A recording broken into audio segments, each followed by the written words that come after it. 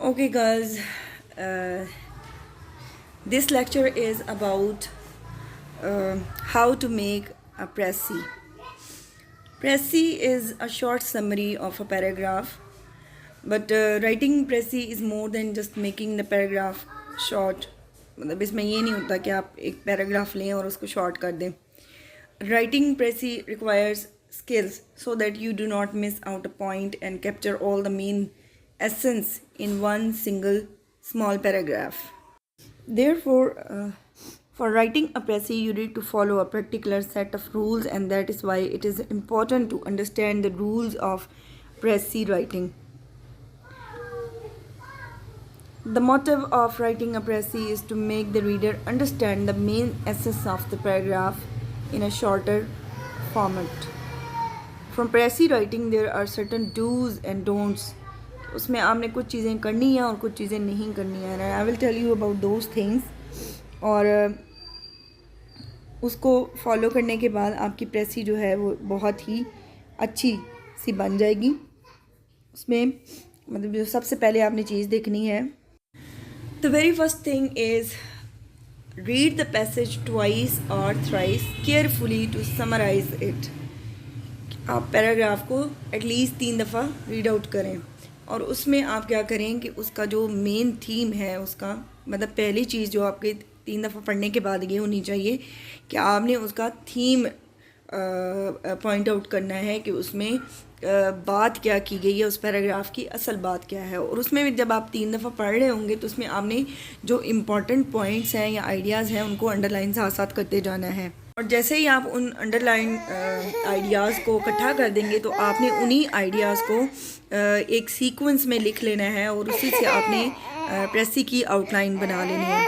और मैं अपने स्टूडेंट्स को ये बताती होती हूँ कि आप उन आइडियाज़ को मतलब एक जगह लिखते रहें. उसमें ज़रूरी नहीं है कि तरतीब हो, ठीक है. आपको जैसे जैसे इंपॉर्टेंट आइडियाज़ लग रहे हैं आप उनको लिखते जाएं और उसकी आप एक उर्दू में बेशक आप लिख लें, मतलब उर्दू लैंग्वेज में उन्हीं आइडियाज़ को लिख लें. आप मेन थीम आपने इसलिए उसमें से फाइंड आउट करना है क्योंकि आपकी जो précis है, कोशिश करें कि आपका जो पहला सेंटेंस है वो पैसेज के मेन पॉइंट पे हो, उसमें जो मेन जिस्ट है उसकी, ताकि जो पढ़ने वाला है उसको पहले पता चल जाए कि आपने उसका मेन थीम लिखा है. फिर उसके बाद अगला स्टेप जो होगा कि इसमें आपने रेपिटेशन नहीं करनी किसी तरह की. Do not repeat any idea, any point or any word, even original word. It shouldn't be reproduced or repeated as it is written in the original paragraph. आपने उसको उठा के ऐसे नहीं लिखना है, किसी भी सेंटेंस को आपने उसको मॉडिफाई करना है. और रेपिटेशन से मुराद ये भी है कि आपने एक बात को एक ही दफ़ा लिखना है, एक ही दफ़ा बताना है, एक पॉइंट को दूसरी दफ़ा उसको नहीं बताना. तो अगर ओरिजिनल पैराग्राफ में कहीं रेपिटेशन हुई हुई है तो आपने उसको अवॉइड करना है. फिर नेक्स्ट जो चीज़ है वो है कि आपने किसी किस्म की एक्सप्लेनेशंस जो दी गई हैं, किसी सेंटेंस को ओरिजिनल राइटर ने अगर एक्सप्लेन करने की कोशिश की है तो आपने वो एक्सप्लेनेशन ओमिट कर देनी है और एग्जांपल्स नहीं देते होते हैं, ठीक है. अगर ओरिजिनल पैराग्राफ में लिखा हुआ है फॉर एग्ज़ाम्पल योर एजी लिखा हुआ है, उसके बाद की जो बात है आपने उसको ओमिट कर देना है. आप उसका मेन पॉइंट लिख सकते हैं, मेन आइडिया लिख सकते हैं उसको अपने ज़बान में, लेकिन आपने ओरिजिनल पैराग्राफ को एज इट इज़ नहीं उसमें लिखना, उसका आइडिया जस्ट लिख सकते हैं. उसके बाद जो नेक्स्ट चीज़ आती है आपकी जो स्पीच होनी चाहिए. It shouldn't be direct speech and you must use indirect speech, ठीक है. इन्वर्टेड कॉमास और उसमें जो कोटेशन मार्क्स होते हैं ये सारा कुछ आपने रिमूव करना होता है, उसको इनडायरेक्ट स्पीच में कन्वर्ट करके फिर लिखना होता है. मतलब जो ओरिजिनल राइटर ने जो बात लिखी है उसको आपने अपने अल्फाज में मोल्ड करके लिखना है. लेकिन यहाँ पे आपने ये बात जहन में रखनी है कि आपने अपना ओपिनियन नहीं देना, बिकॉज précis मेकिंग में आपसे आपका ओपिनियन नहीं पूछा जाता है. So you are not suppose to add your own opinion. जो बात जैसी है उसको बस उसी हद तक उसी चीज़ को आपने लिखना है. आपने किसी किस्म की अपनी तरफ से कोई भी ओपिनियन, कोई भी राय या किसी तरह का कोई और पॉइंट उससे मिलता जुलता नहीं लिखना. आपने सिर्फ वही कुछ रिप्रोड्यूस करना है जो कि ओरिजिनल पैराग्राफ में लिखा हुआ है, ठीक है. लेकिन यहाँ पे आपने इस चीज़ का ख्याल रखना है कि आपके जो अगर आप इसमें अपनी कोई ऐड नहीं कर रहे हैं ओपिनियन, तो इसका मतलब ये भी नहीं है कि आपने सिर्फ ओरिजिनल पैराग्राफ में से वर्ड्स उठाए, सेंटेंसेस उठाए और उनको मिक्स करके दोबारा से वही कुछ लिख दिया। ऐसा भी नहीं करना है। आपने आइडियाज़ ज़रूर लेने हैं, आपने सेंटेंसेस से आइडिया डिराइव करना है, लेकिन उसको लिखना आपने अपनी वर्ड में है, अपनी ज़बान में लिखना है। मतलब आपने उसको मॉडिफाई करके लिखना है, क्योंकि अगर आप ओरिजिनल पैराग्राफ में से ही उठा के लिख देंगे तो क्या होगा कि वो आपकी प्रेसी नहीं होगी, वो एक आपकी एक कह लें कि ओरिजिनल पैराग्राफ की एक आपने नकल कर दी है।